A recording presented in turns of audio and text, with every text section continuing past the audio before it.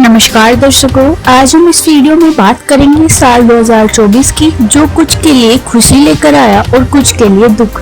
यह साल कई ऐतिहासिक घटनाओं का गवाह बना, जो देश के भविष्य पर गहरा प्रभाव डालने वाली थी। इन्हीं साल की कुछ बड़ी घटनाओं पर वरदा शर्मा, अंजना कुमारी और रूपाली भंडारी ने एक रिपोर्ट तैयार की है।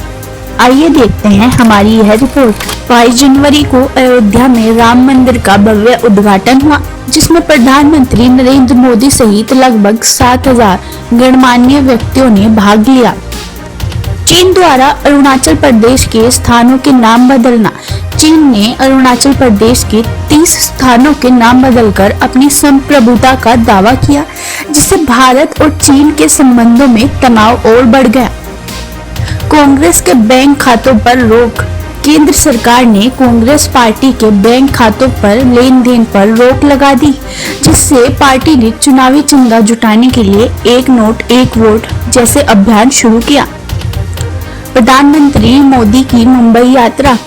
प्रधानमंत्री नरेंद्र मोदी ने मुंबई में भारतीय रिजर्व बैंक (आरबीआई) के 90वें स्थापना दिवस के अवसर पर आयोजित समारोह में भाग लिया और वित्तीय उद्योग में उभरते बदलावों के साथ नए बैंक ढांचे के अध्ययन की आवश्यकता पर बल दिया। प्रधानमंत्री आवास योजना ग्रामीण 3 करोड़ मकानों के लक्ष्य, जिनमें से 2 करोड़ मकान पूरे हो चुके हैं। यह योजना ग्रामीण भारत में लाखों परिवारों के लिए एक बड़ी उपलब्धि साबित हुई। हज आपदा। 23 जून को मक्का में तीव्र गर्मी के कारण हज के दौरान 1300 से अधिक तीर्थयात्रियों की मौत हुई। ये घटना भीड़ और गर्मी के कारण हुई, जिससे हज प्रबंधन पर सवाल उठे। भारत जोड़ो यात्रा का पूर्ण आरंभ। 24 जुलाई को राहुल गांधी ने भारत जोड़ो यात्रा को दोबारा शुरू किया।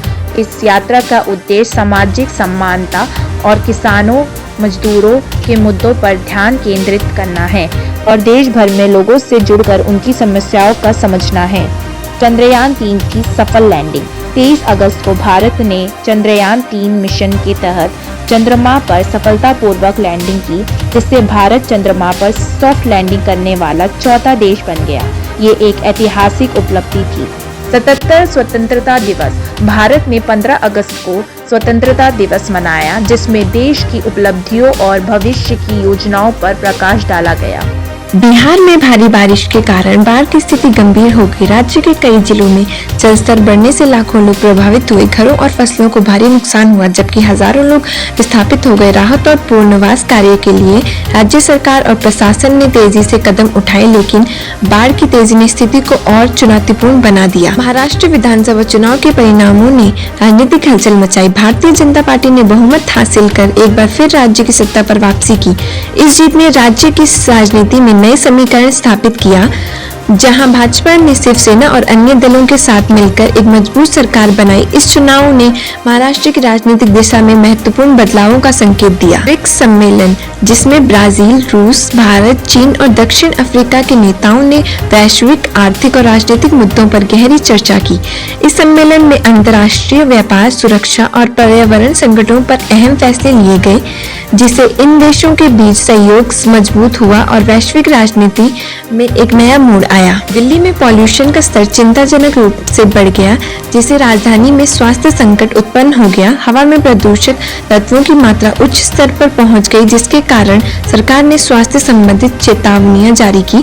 इस स्थिति ने सरकार और नागरिकों दोनों को पर्यावरण संरक्षा उपायों का गंभीरता से विचार करने के लिए मजबूर किया। भारत के पूर्व प्रधानमंत्री डॉक्टर मनमोहन सिंह का निधन हो गया, जिससे पूरे देश में शोक की लहर फैल गई।